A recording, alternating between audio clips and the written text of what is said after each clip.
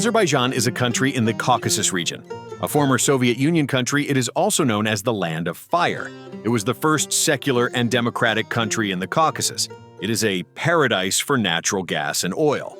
It's a place where you'll fall in love with the delicious food and clean streets. This is Azerbaijan, the homeland of warm and beautiful people. We spent 3 days in Baku, the capital of Azerbaijan, observing life there. First, let's look at Azerbaijan's geography and history. Then, let's analyze the country in every aspect through our 3-day trip.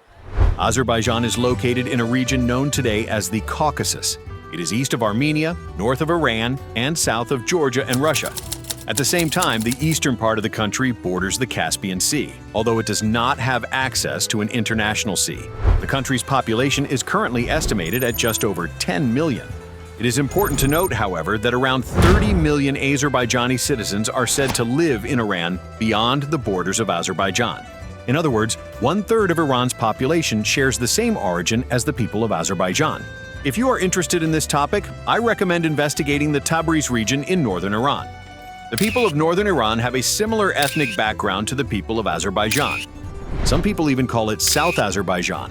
The most populous and popular city in Azerbaijan is Baku, the capital. Baku is home to more than 2.5 million people. When we were there, the city was very lively and full of people. Baku is located in the easternmost part of the country, facing the Caspian Sea. Interestingly, Baku is also a city 28 meters below sea level. This makes it the lowest-lying national capital in the world. With over 2.5 million inhabitants, it is also the world's most populous city below sea level. Another important location in Azerbaijan is the Nakhchivan Autonomous Region. Although it is called autonomous, it belongs to Azerbaijan as a whole. Its ethnic origins, cultural ties, and currency are identical to those of Azerbaijan. This autonomous republic has a population of around 500,000 and its own governing council.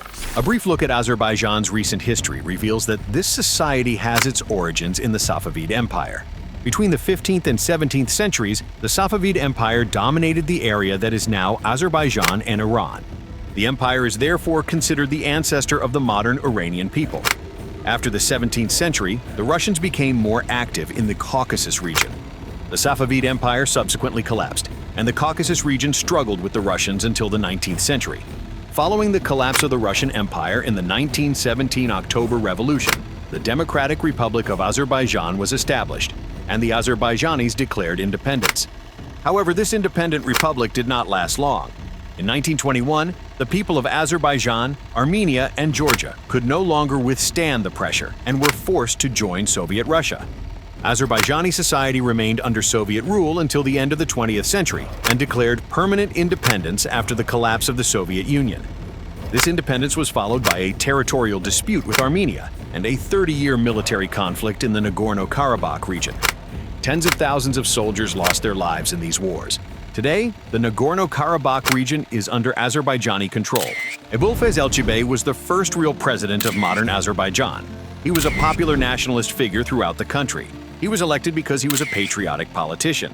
However, he could only stay in his position for 1 year before being subjected to a military coup attempt. Following a series of military and political events, Heydar Aliyev came to power. The current president of Azerbaijan is Heydar Aliyev's son, Ilham Aliyev, who has held the highest political office in the country for 22 years. His wife, Mihriban Aliyev, is the vice president. Now that we have briefly summarized the geography and history of Azerbaijan, let's focus on our observations in Baku and some interesting facts about the country. Imagine that you have decided to travel to Azerbaijan. The easiest way to travel there from abroad is by air. This is because the Azerbaijani government has closed almost all land borders with neighboring countries. This decision may be due to military issues with Armenia, a lack of infrastructure, or economic concerns. The government may also want its airlines to generate revenue and contribute to the economy. Even its own citizens travel by air to nearby countries like Iran and Georgia. The taxi driver we spoke with said he could not bring cheaper goods from Iran or Georgia because the land borders did not permit it. While restrictions on transportation are annoying, the free in-flight refreshments offered by the local Azerbaijani airline were excellent. If you fly with Azerbaijan's airline, all 3 types of food are served free of charge on the plane. Even if you purchase the lowest price ticket, you will be served a main course and dessert, regardless of your ticket price. Some of you may think the tickets are more expensive because of the food. However, before we went, we compared prices with airlines in our own country that don't even offer water, and we traveled to Azerbaijan for the same cost. The stewardesses were attentive, and the food was delicious.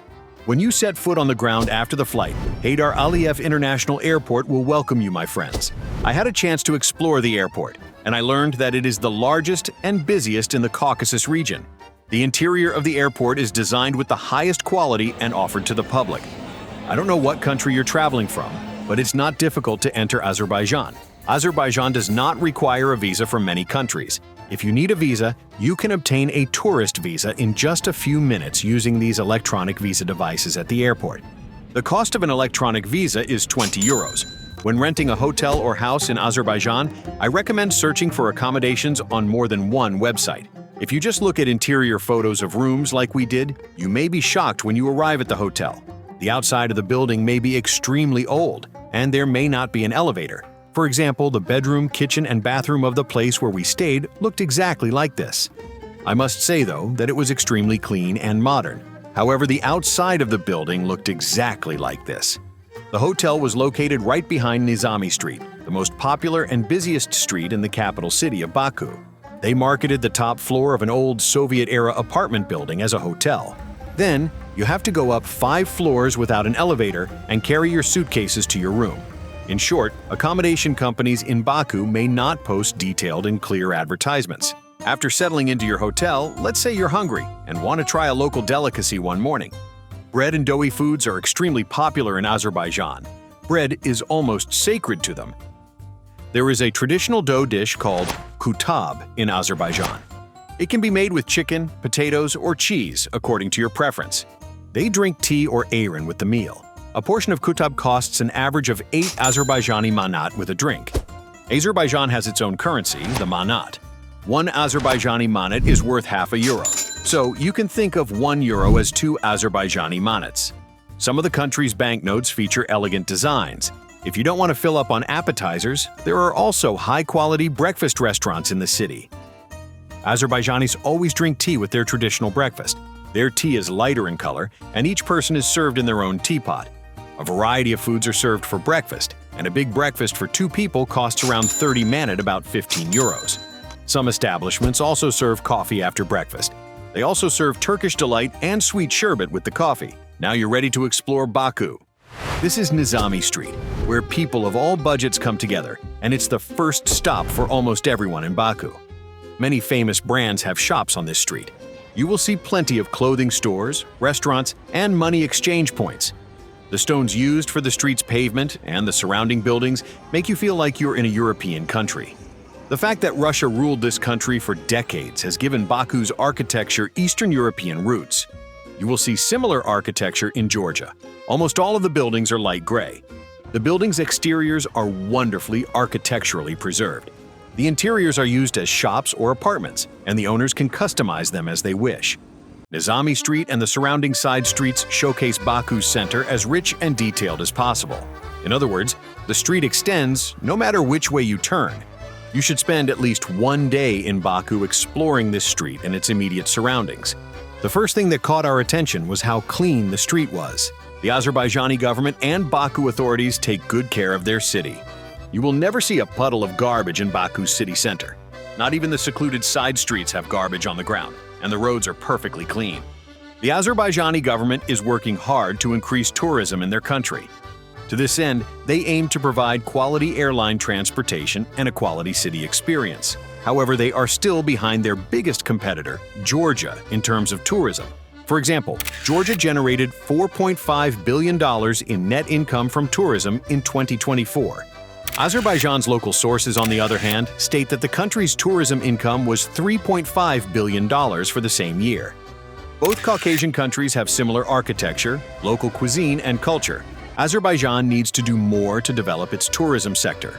Returning to Nami Street, it has narrow roads as well as a wide square. The square is where you will find the greatest variety of people. Most of the tourists in the square are from Turkey, Russia, Pakistan, and India. The country is not yet well known by other communities around the world. In fact, Azerbaijan's first international recognition came after its success in the Eurovision Song Contest. They won in 2011 and hosted the contest the following year. Because of this, Azerbaijan has become better known in the last 10 years. If you look closely at Azerbaijanis, you can distinguish them from tourists. Most Azerbaijani men have thick eyebrows, dark or wheat-colored skin, and light stubble. Almost all men have brown eyes. It is very difficult to find Azerbaijani men with very light skin. The average height of these men is around 170 centimeters. They prefer to wear short-sleeved t-shirts and long jeans. Azerbaijani girls, on the other hand, are shorter than boys. On average, the girls were between 150 and 165 centimeters tall. Azerbaijani girls definitely have black hair and brown eyes. If you see an Azerbaijani with blue eyes, they probably have some ethnic connection to Russians. Similarly, Azerbaijani women are brunettes with wheat-colored skin. They definitely do not dress in a sexy way. I would describe the typical Azerbaijani woman's daily attire as long jeans, a strappy top, and a jacket. I have seen this combination many times in Baku. Similarly, women prefer long dresses to shorts or skirts. Another interesting thing I noticed about women in Baku is that some were walking hand in hand. At first, I thought it was a coincidence. But over the course of 3 days, I saw women holding hands in different parts of Baku. Please tell me in the comments if this has a special meaning. One more observation about the people there is that they generally don't seem very energetic. Both young and old people seem to live peaceful lives in Baku, but they have somewhat static expressions. They all generally have an air of tiredness and being overwhelmed. They seem mature and calm.